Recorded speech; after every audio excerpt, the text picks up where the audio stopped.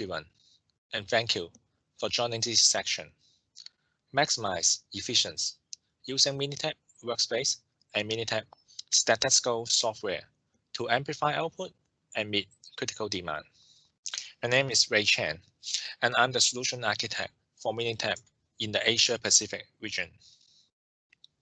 Maximizing efficiency is important for companies that are expanding. As companies grow, their equipment and facilities are often pushed to the limit. Managers face the challenge of satisfying demand while simultaneously trying to keep costs from spiraling out of control. The two most popular ways to address these situations are purchase more equipment and/or move to a larger facility, operate the existing equipment or facilities more hours to increase the throughput. And there are a few initiatives that could help to execute these ways. These initiatives are reducing lead time. If we are moving to a new facility with the new measurement system, we need to make sure the new measurement systems are acceptable. We could also need to make sure our processes in the new facilities are capable of meeting customer specifications. We need to improve our processes if the processes are not meeting customer specifications. Operating more hours, such as going from 5-day week to a 7-day week schedule.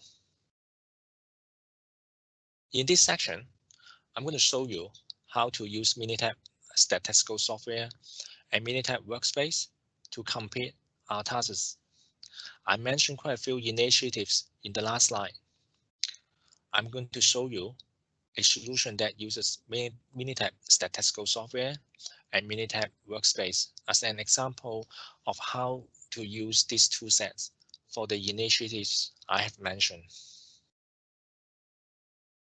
I'm going to use Minitab Workspace to create a value stream map for reviewing the process matrices of the current process. These matrices include the value added versus the non-value added ratio, the cycle time, the wait time, etc. I use Minitab to evaluate the process capability with capability analysis. And I want to make sure the measurement system used for the capability analysis is acceptable. So I will use gageR&R to evaluate the measurement system before going into capability analysis. I'm going to take you to Minitab Workspace to create a value stream map for a pipe manufacturing process. This is Minitab Workspace. To draw a value stream map, we first go to Add Tool to add the value stream map tool here.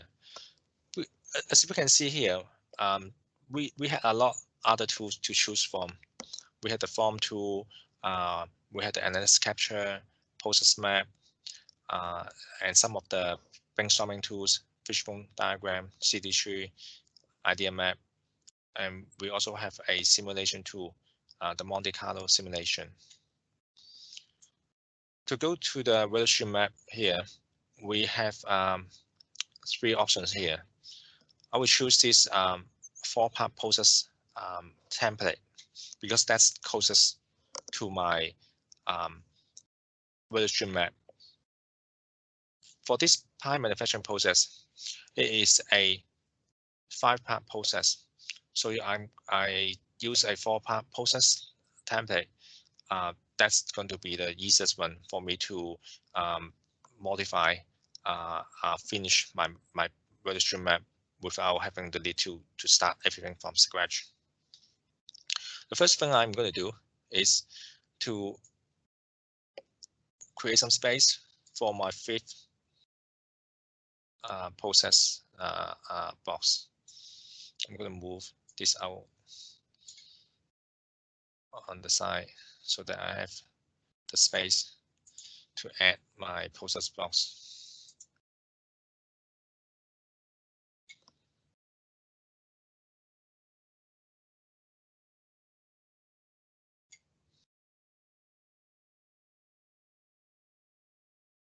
Okay, so that's how I created my the fifth process box. For a value stream map, I'm going to start from the top to define what's my control. The control for this process is a planning department. The planning department receives order from the customer and sends and creates a weekly schedule for this particular case.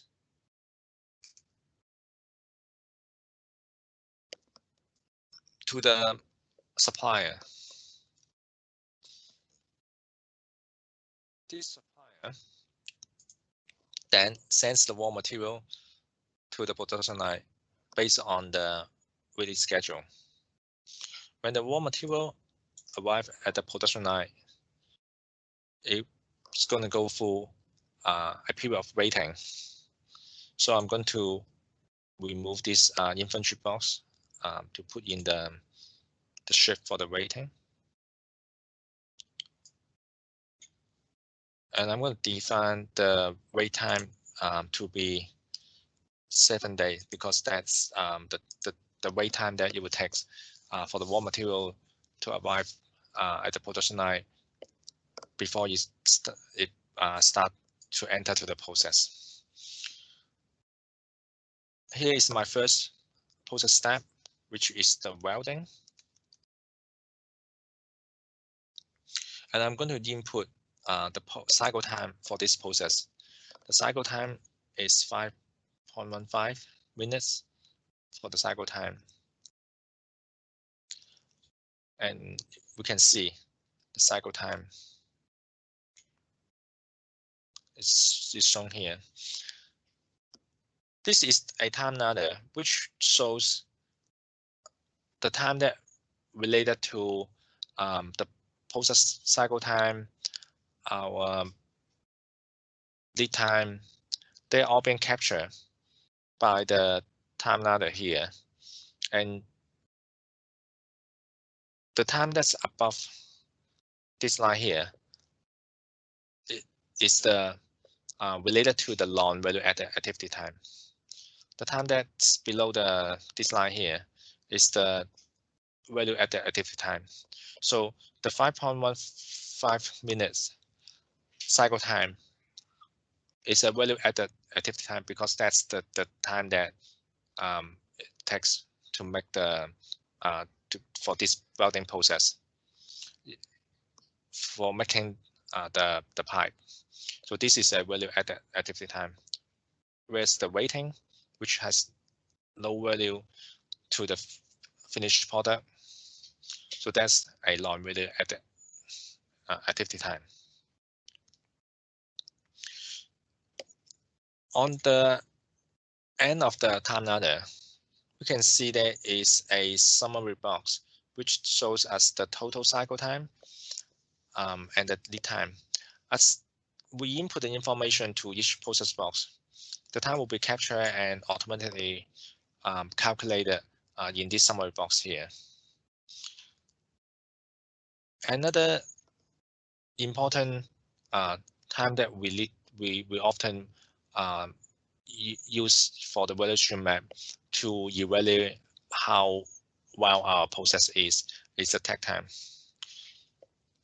Just to talk a little bit more about these three terms, I'm going to go to the slide here to tell you how to define the takt time. The takt time is the average time between the start of the production of one unit and the start of the production of the next unit. That actually represent the weight of customer demand. If the demand is higher, obviously this takt time will be shorter. Right. If the customer needs us to make more product for them within a certain period of time, so the only way to do so is to make the product faster so that we could fulfill the customer need. On the other hand, the cycle time equals to the average time it takes to finish one unit. That's the time that takes for the production line to finish one unit. So if the cycle time match to the takt time, that means the production meets the customer demand, the weight of customer demand. If the cycle time is longer than the takt time, that means the production takes longer time to make one unit than the weight of the customer demand. We won't be able to meet the customer demand in this case. The last one is the lead time. Lead time equals the total time it takes from receiving an order to delivering an item. So that's the time that the customer has to wait when they give us the order to the time it takes for them to receive the product. I'm going to come back to my value stream map to calculate the takt time. To calculate the takt time, we're going to start with the customer demand. The customer demand for this product is 90 pieces per day. For the production, each shift is an 8-hour shift, and there are 3 shifts per day. The break between for each shift is 50 minutes. So this gives us a 21.5 hour per day. We have a for this case is a 5-day per week of production. So this gives us a 20 days per month. Based on all this information, it works out the takt time to be 14.33 minutes. So the next thing we need to do is to complete the process and fill in the process information. So the total lead time and the lead time could be able to calculate it. I have a value stream maps that's being completed, and we can look at the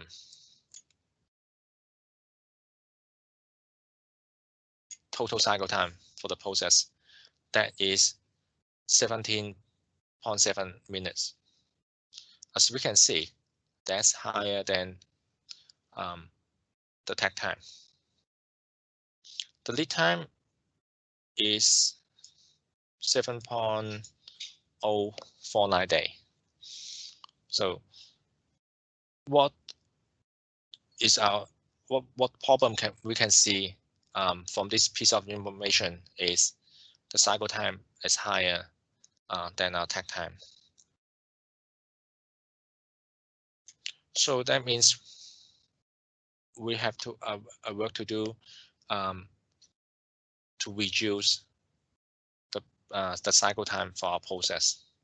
How to do so?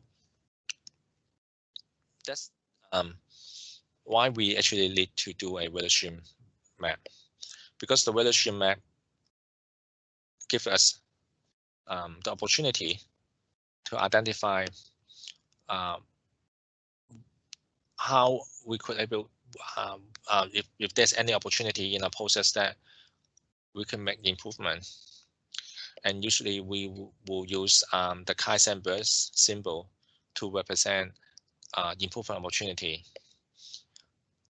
In this case, we build a process and we'll be able to identify 4 improvement opportunities. And these are 2 of them are related to the processing time. This one and this one. This welding process has a cycle time of 5.15 minutes, and this one has a cycle time of 4.3 minutes. In compare with the other process, these two are considerably long for the cycle time, so that this gives us the opportunity to make improvement. We also identify some of the long waiting time area, which is this one 33 minutes and this one 12 minutes. So this could also be our improvement opportunities. The thickness of the pipe is important. Therefore, we want to look into the thickness of the pipe by taking measurements of the pipe to study whether the thickness of the pipes is within the specification or not. To do so, before we taking any measurement, we want to make sure the measurement system that we're going to use to take the measurement is acceptable. So I need to turn to Minitab to conduct the gageR&R study.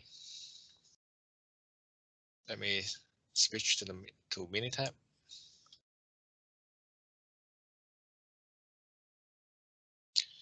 So I'm going to go to the step menu, quality tool, gauge study, to create gageR&R study worksheet. I'm going to use 10 packs with 3 operators. They are Cheryl, John, and Mindy. And that's how I set up my gageR&R study worksheet. So each of the operator is going to measure the 10 parts in a random order and repeat the measurement. We repeat each part for 2 times, and the measurement is recorded in this column here. So I'm going to get the measurement from them and input in the worksheet here to conduct the gageR&R study. This is another worksheet that has the measurement data. Each operator has done the measurement on the sample, and the measurement is recorded on this worksheet in the thickness column. So we have the data, and now we're ready to conduct the gageR&R study. Go to the Stat menu, Quality Tools, Gauge Study. This time I'm going to go to the gageR&R study course. Fill in this dialog box. Operator, thickness, then click OK. Here we go with our analysis output. Let's take a look at the variance component and the gauge evaluation table. This variance component table shows the breakdown of the source of the total variation of the measurement system. See, we can take a look at the total gauge, and the percentage is 10.93. Compared to the part-to-part variation at this 89.07%. The total gageR's variation can be further breakdown to repeatability and reproducibility at this percentage respectively. For the reproducibility, it can be broken down to operator and the interaction between operator and parts. And these are the percentages. When we look at the gauge evaluation table here, we're interested in looking at the percentage study variation for the total gauge. This one, the figure is 33.07%. What does that tell us? According to the AIAG guideline, if this number is higher than 30, then our measurement system is not acceptable. Could be preferred if this number is between is under 10, while it could be still acceptable if it's between 10 to up to 30. But 30, we won't accept our measurement system. So that means we need to improve our measurement system before we can go any further. And how to do so? We need to understand the source of variation in our measurement system. So we're going to go back to this variance component table to see the breakdown of the variation. From here, we can see that if we want to bring down this total gauge variation, we can see that the majority of this 10.93% comes from the reproducibility. And also, we can see that the reproducibility contributed by the operator and the interaction between the operator and parts. So this is going to be the area that we're going to focus on, the operators. We could give more training to the operator to reduce the variations between the operators. Also, the interaction, the variations caused by the interaction between the operator and the parts.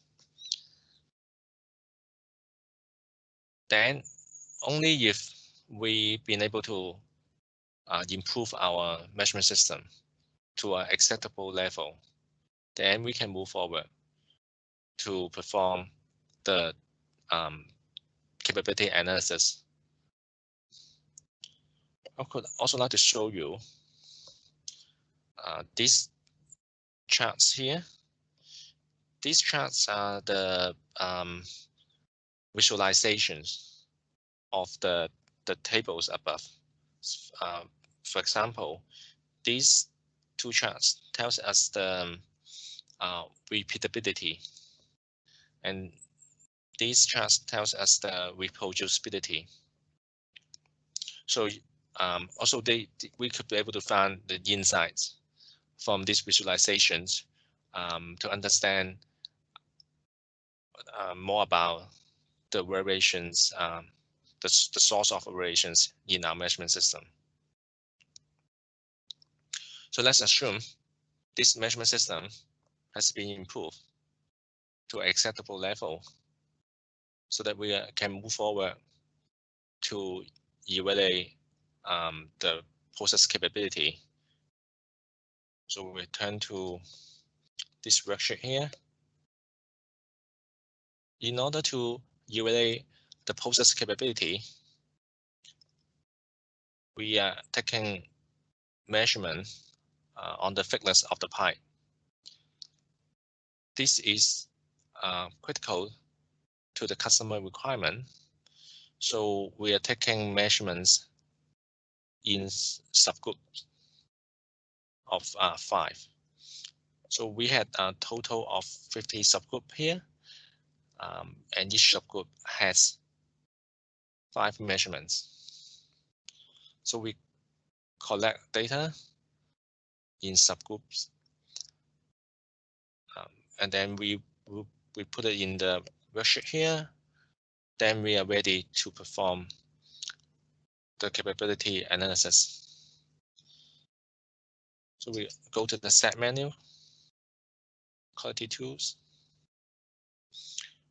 We will go for the capability 6-pack report. For the data, it's the thickness, subgroup size is in the subgroup column. The customer specification for the thickness is 1.1 for the lower specification and 1.5 for the upper specification. So let's see how capable of our process. This is a 6-pack report.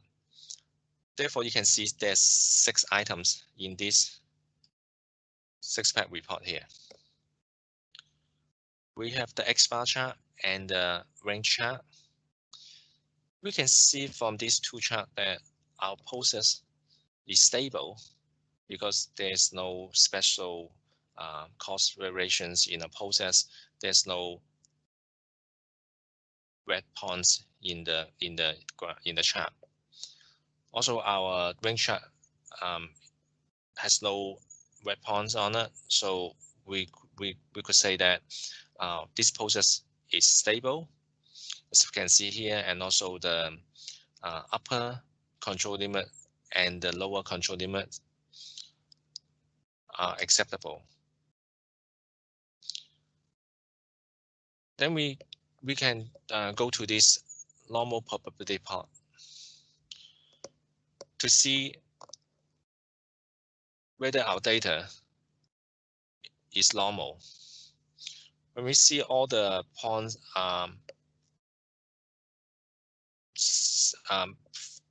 along this line here, this red line, we can say that the data is normal. It follows the normal distribution curve. So that what this tells us is when the data is normal, then it's more accurate to perform the capability analysis. Also, our result will be meaningful because we're performing the capability analysis on a stable process. This tells us the X-bar chart and the range chart tells us the process is stable, and this tells us the data is normal. Then we could be able to go ahead to analyze our capability.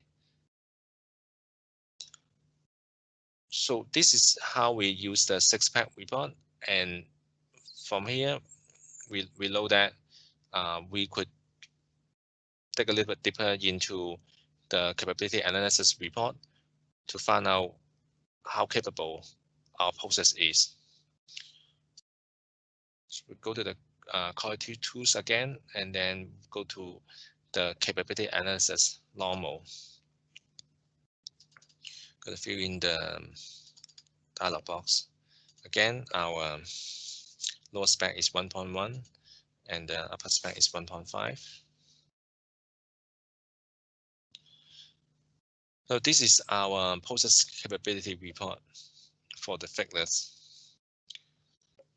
This report gives us the PPK value and the CPK value, and also this histogram shows us where our process is in relationship to the lower specification limit and the upper specification limit. We can see here our process, the center of our process is not in the center of these 2 limits. From the PPK value and the CPK value here, because is less than 1.33, that's the industrial standard we use to evaluate the capability of our process. It's less than that, it's less than 1.33. So we can say that our process is not capable. This ppm value here, the ppm total parts per million of defect, tells us the defect rate. This 4,000. This 4,000 per million. That's what it means. It tells us the defect rate of our sample data set. This process capability report tells us the current process is not capable of meeting customer specification. We must improve the process capability. Otherwise, we're going to have a low efficiency process because we're going to have a lot of defects in our process. And this also hurts the rates of production. We won't be able to have enough good parts to meet our customer demand. So this is how we use Minitab Workspace and Minitab Statistical software to help us to maximize efficiency and meet critical demand. Thank you for attending this section.